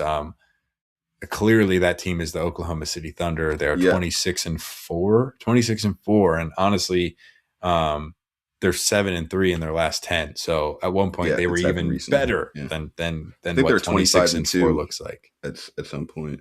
Yeah. I think they were like 21-1 at some point. So regardless, they are the best team in the West, relatively objectively. Ave, is there a team or two or three that either you're rooting for with legitimate optimism, or even further than that, like you believe could take them on? Or are we, it's Oklahoma City versus the East? No, so it's been proven that there's one team that really, really, really gives them trouble. It's a team with size, which is Wemby. I mean, they've beaten them twice already on the season. The Spurs, as you alluded to earlier, are 27-9, or they have a really, really good record right now. 22-7. So they give them a lot of trouble. That's be the team that I think can knock them off. I'd list them as a number 2 and pretty close to OKC in Okay, the well, West right now. we have the Nuggets behind the Spurs and then the Lakers and the Timberwolves. Any of those three you think are going to be really competitive when you talk about playing against the Thunder? Or, they might be good, but it's Yeah. just we're wasting our time when we're talking about competing against SGA and the crew. Our Lakers for sure in that conversation. Luka Doncic is having an MVP season. Don't know if he'll play enough games to qualify for the award, but the Lakers look like they are for real. If LeBron gets back in shape, they can pose a lot of trouble. T-Wolves have been good. I mean, they've made the NBA Finals, 2 years ago? Yeah. Or did they make the conference finals or NBA Finals? I think it was conference because they would have played the Pacers, but they lost to the Thunder. the Mavs, right? Oh, they lost to the Mavs, who then and the lost Mavs to played the the Thunder? Celtics. No. I thought the Mavs made the championship that one. Well, maybe the Pistons, maybe the Timberwolves made the conference championship. Yeah, twice in a row. They might have made. Yeah, I think they went back to back. But the T-Wolves can give them trouble. I don't know. Things kind of get stale when you have like this. I mean, they obviously went far that first year after the trade, but things kind of are maybe getting a little bit stale there.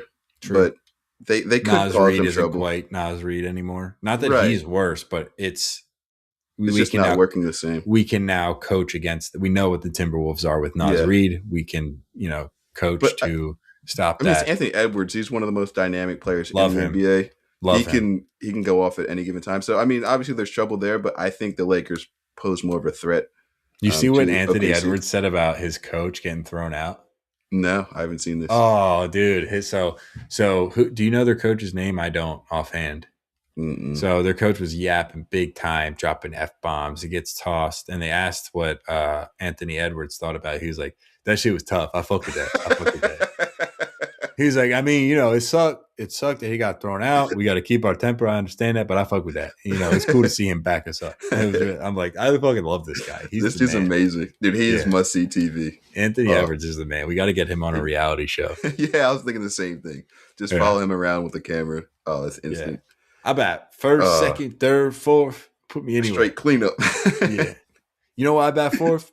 Cleanup. Straight cleanup. Yeah. Oh, dude's epic. I love it. Yeah. And then there's one more, go ahead. Yeah. I think there's one more team you mentioned. I mean, the Nuggets. The Nuggets. Jokic, another MVP season as well. Obviously, they can cause trouble. I do like what they did getting Cameron Johnson. I think he's comparable as far as 3-point shooting with Michael Porter, but he also plays defense, and they're around the same size. So I do like that. Maybe doesn't require the ball as much. Yeah, absolutely. And he's shooting like 38% from threes, if I'm not mistaken, which is phenomenal. But I do like that pickup. They've got, Bruce Brown's back. I mean, he was there when they won the title, and he looks back to himself. He looks like a great player in Denver. So, yeah, they can give him trouble. What Siri you want? What's that? What is you Siri heard my want? Siri? Yeah. I was just typing something, and it picked up my would you like to speak in the microphone? Yeah, all right. Well, I think that's enough of an NBA rundown then in that case. Abe, you got anything else for that? I don't. But Christmas Day is coming up, obviously. This probably won't come out before then, or it'll come out Christmas Day. It'll come out Christmas Day. Hopefully tonight. Tune into those games. They're always fun. Love it. Love this time of the year. Indeed. All right, well, let's power through some combat sports, Abe. Yeah. There was both boxing and MMA. I'm happy to talk boxing if you'd like, and then you can lead us through MMA. First. So Jake Paul, I mean, I don't know if this qualifies. Did we ever cover Terrence Crawford's retirement? No. Well, he's retiring recently. Yeah. I know it's tough news for you, but that's in the boxing news. So Terrence Crawford is retiring, one of Abe's favorite fighters, if I'm not mistaken. So incredible career. Does boxing have a Hall of Fame? Yes. Likely a Hall of Fame boxer. Oh, yes, he's a Hall of Famer. He won like five belts in different divisions. Yeah. So R.I.P. to Terrence Crawford's career, but he died too. well lived. In a less serious conversation, Jake Paul took on Anthony Joshua, 36-year-old half retired boxer. Former heavyweight though, and one of the best boxers of his era at the time. So definitely quite the competition. Ave, I'm not a Jake Paul fan. I'm not Yeah. even in the camp to say, oh, well, he can promote things. So whatever. It's like, but what are we watching? Are we watching? It's almost like celebrity. I don't know if you ever watched Celebrity Slugfest or Celebrity Deathmatch back in the day. It was an animated The thing. cartoon. It was on Yeah. Comedy Central. Yeah, late at night. Yeah. And Yeah, that's I've real seen it. life. And it's Yeah. like, you know what? I guess I would pay to watch like Donald Trump fight Joe Biden. Like that is extremely entertaining. So that would be fun to watch. I mean, and so at some point it's like, okay, I did want to pay to watch Jake Paul fight another YouTuber because that's funny. But like at some point, you know, you're fighting Tommy Fury or you're fighting Mike Tyson. Well, Mike Tyson, again, that's like maybe one of the more interesting ones. But as he's fighting these regular boxers, I'm like, okay, now it's just, Tyron Woodley. That's who I was thinking. At that point, I'm just like, okay, you're just kind of an average boxing match I'm watching now. Yeah. The Anthony Joshua one definitely did intrigue me, though, because it was a former boxer. He's only 36. No, he's not a former boxer. He's still fighting. But he's not what he was. I mean, heavyweights can fight for a longer time than most people can. Sure. Like by no means do I mean he's washed, but he just lost to a guy from his hometown. No, I'm telling you, the heavyweights can fight forever. He's in great shape, dude. He's still competitive. He's still competitive in the heavyweight division today. Well, that's kind of where I'm going. He's a real boxer. Is that I was, as somebody who is borderline anti Jake Paul, but at the very least not interested in him fighting just anybody. Yeah, I was interested in watching this and gave him the kudos because I went, holy shit! Imagine walking into the ring, merited or unmerited, and looking at Anthony Joshua and going 6 rounds with him, whether you think he's washed or not. He's obviously still boxing. He's only 36 years old, but like, wow, he broke his jaw in 2 places.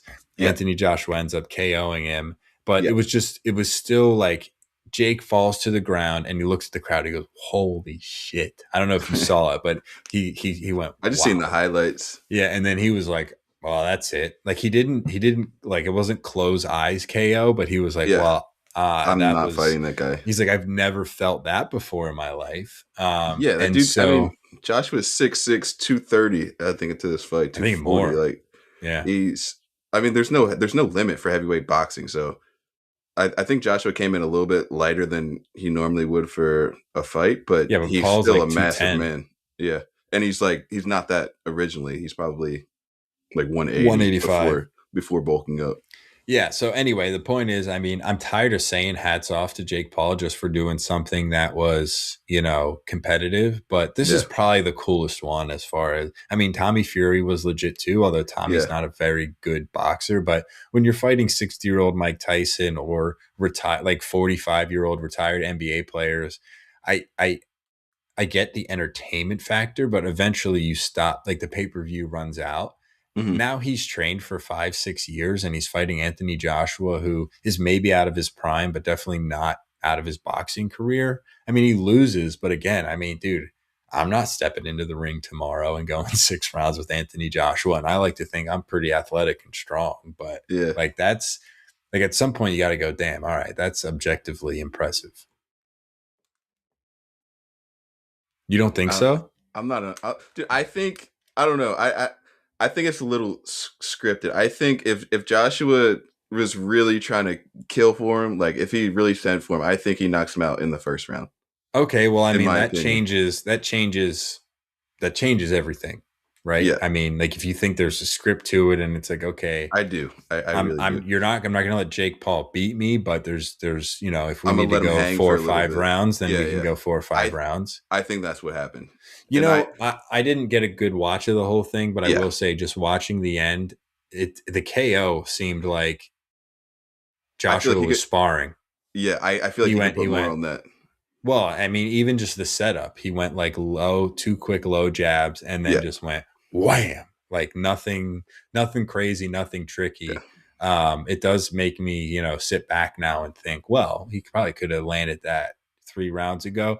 So I guess if it's scripted, obviously that takes away from Jake, of course. But if it's not, then going 6 rounds with Anthony Joshua, even when he's 40, is pretty damn crazy. I will say, like, I'm not hating on Jake. Like, he can actually box. Like, he's a good boxer, but there's levels to this. And Anthony Joshua's dedicated his life to this. And there's just no way you think it would be even that competitive. Yeah.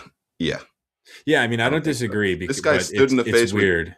He fought with Tyson Fury, Dillian White. Like, he's fought the top guys and competed with them.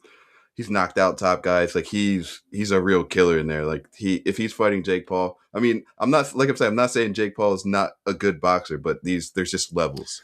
Like, I mean, I can get on board with that, just knowing that. And I guess the reason I give Jake Paul a leash is because I can't really relate to combat sports, but I played at a pretty high level in baseball.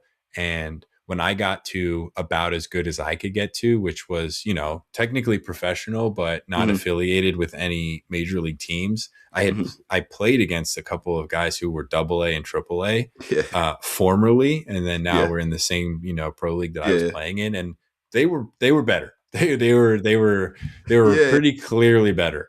And so, like, I think Anthony Joshua, it's not crazy to say that he is as good as a boxer as, maybe not Clayton Kershaw, right? The best pitcher of our era, but surely a Max Scherzer, who's like second or third or fourth, like he's a very, very dominant pitcher.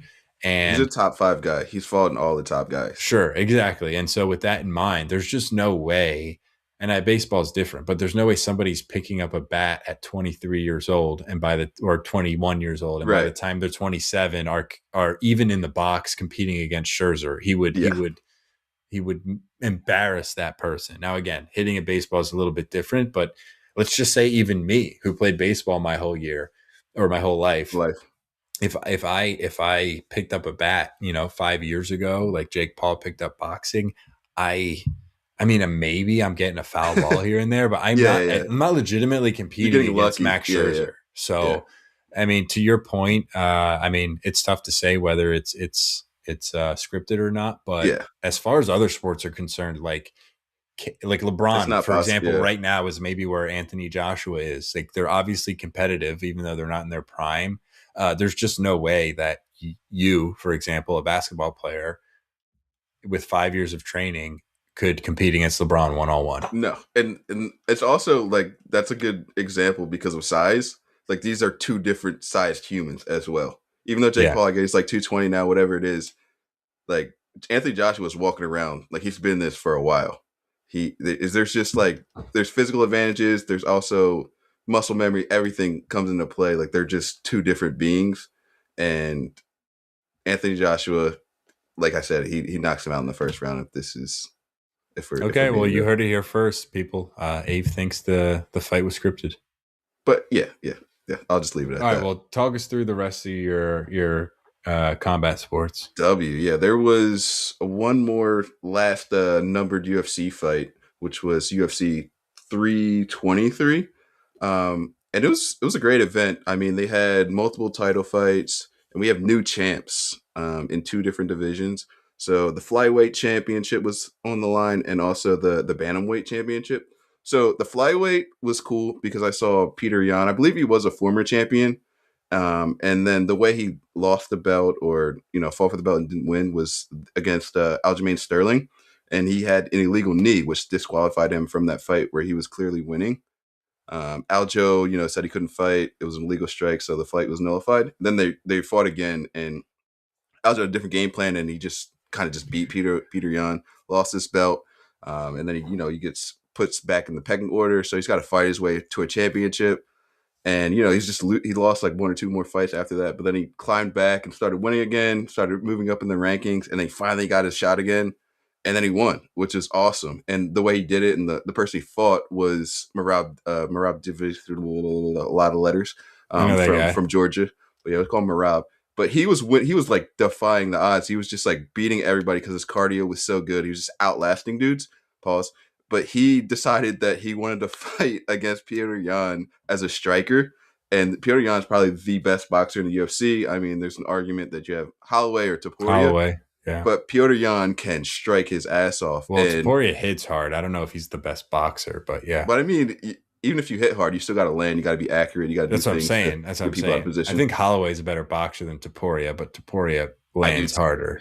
As a Holloway fan, even though he sparked him. So let's get off the topic of Topuria. Anyway, yeah. But, Merab tried to fight hands up, tried to stand in front of Piotr, and I mean, he took a lot of damage, and Piotr won on a decision, but he thoroughly beat Merab. Merab's going to get back in the gym. Hopefully, they fight again. The fight was awesome. But then in the bantamweight division, we had Alexandre Pantoja, who Joe Rogan loves. He loves this dude. Like, he can talk way more about it than I can. But this dude was on a tear. Like, I think he won like 7 or 8 back-to-back defense of the titles. He was just like wiping out the division, running circles around the boys. But then we have this American Joshua Van came in, stepped to the ring, and dude knocked him out in the first round. Wow. Which was crazy. Because like I said, this dude was defending the belt. Nobody could touch him in that division. But he ended up beating him. And now we have 2 new division champions to end out the year. 2025 was a hell of a year for the UFC. That was awesome. Yeah, Any comments there? I mean, no, not particularly. You know more than I do, but it's really cool to see the UFC growing as quickly and as largely as it is. We got to get out to a fight. I know Young Al has been to one, so maybe we get on the Beck Bros train and get out to Vegas or something. Oh, I'd be in heaven. That'd be amazing. Nice. I still need to see like a top level fight, like a combat sport live. That's on my bucket me list. too. I'd never done it. I don't think. I went to one boxing fight. It was like this Philly guy. I mean, he was good. He's probably like 30 and like 6, but he wasn't like he might have been like a champion. Was he the main event?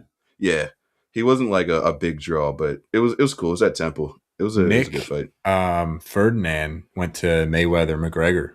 Actually, no. How the hell did he swing that? Uncle Tony, bro. Uncle Tony's like, you know about Uncle T? Yeah, I know about Uncle T. Yeah, Ant was here today. Actually, Young Tony. Oh, really? Yeah, that's my guy. Say what's up. I will. Okay, so let's just do soccer quick because I think we're. Wait, go ahead. You got more MMA? It's your guy. What you mean? Kicking off the new year in 2026, UFC 324. Your guy. Go ahead. I thought you wrapped up MMA. My bad. Go ahead. UFC 324 is Patty the Batty versus Justin Gaethje, the human highlight.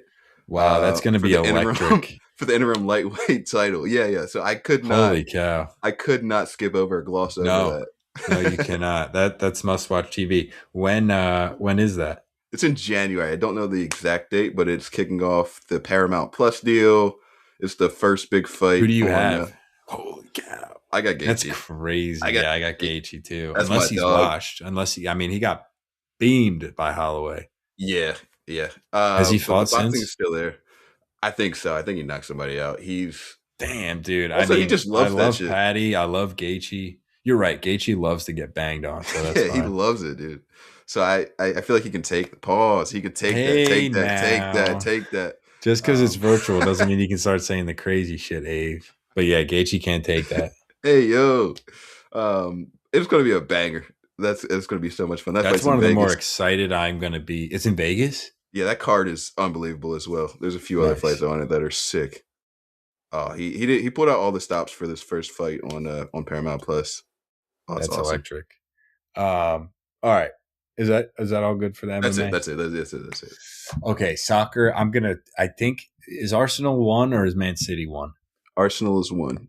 All right, so that's all I'm even going to say. Arsenal is still leading the Premier League, but Man City is on their ass, and Arsenal is doing everything they can to give up first place as per usual. I don't even know if we're midway through the season, but we're around midway. We'll obviously continue. 17 matches played. Okay, so we're almost midway. We will we'll continue to cover soccer, of course, but for now, just know Arsenal, up the Arsenal. So they're number 1 in the Prem and in the Champions League. Of course, that's what I meant. They're the best team in football right now. That is correct. Actually correct, and in Luke's heart, it's true as well. Yes. And Abe, that wraps us up. So on to 2-minute drills, and then obviously a brief thank you. But not much for soccer. I don't think it's worth dwelling on it and running in circles. I have 2 for my 2-minute drill. Me too. I can go first. Go for it. So I wanted to shout out the boys in Miami. Inter Miami, they go on, they win the MLS Cup. Epic run. Jordi Alba, his last game finishes on top. Sergio Busquets, his last game finishes out on top. What a spectacular win for the franchise. Messi yes, indeed. Don't be greedy. Doing it.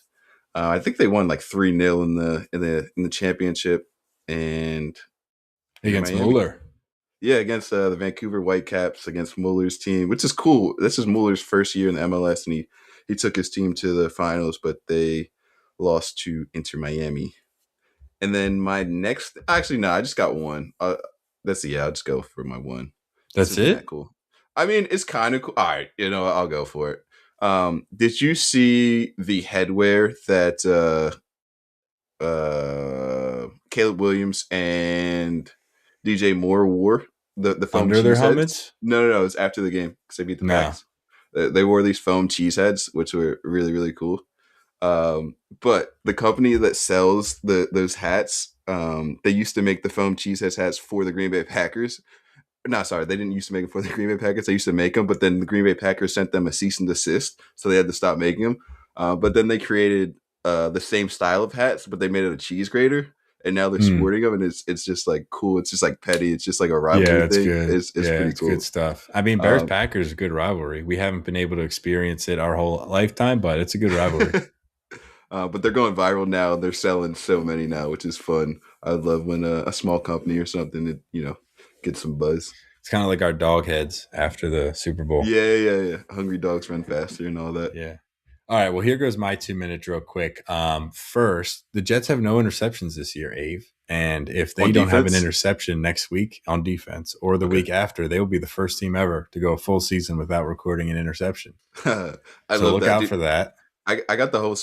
Sorry to cut you off, but I got the whole spiel because my cousin's husband is a dreary Jets fan, and he's been like just going on spiels about it. He is not having fun this season. Yeah, he's actually turned off the games this year. Like he won't watch them. My cousin's like, this is the best football season ever. Like Sunday comes, I'm like, yo, you want to do this? Blah blah blah. He's like, yeah, sure. Like, why not? He's just not watching football. As long as I'm not watching the Jets. Yeah. So it's I've heard all the noise, and the Jets are just a terrible franchise at the moment. Yeah. All right. Well, that was my first quick one. My second one takes us to the soccer field. Years and years and years ago, I don't know if you remember the name Christian Teo. He used to play for Barcelona. He was a forward. Colombian guy? I think he was Spanish, but I'm not sure. Oh, Tello, like TLLO? Yeah. Okay. Yeah. No, Irregardless, he had a baby while he was playing for Barcelona, and everybody brought him gifts except for Messi. And Messi showed up and said, "My gift will be on the field." Do you know what happened by chance? My gift will be on the field. Yeah.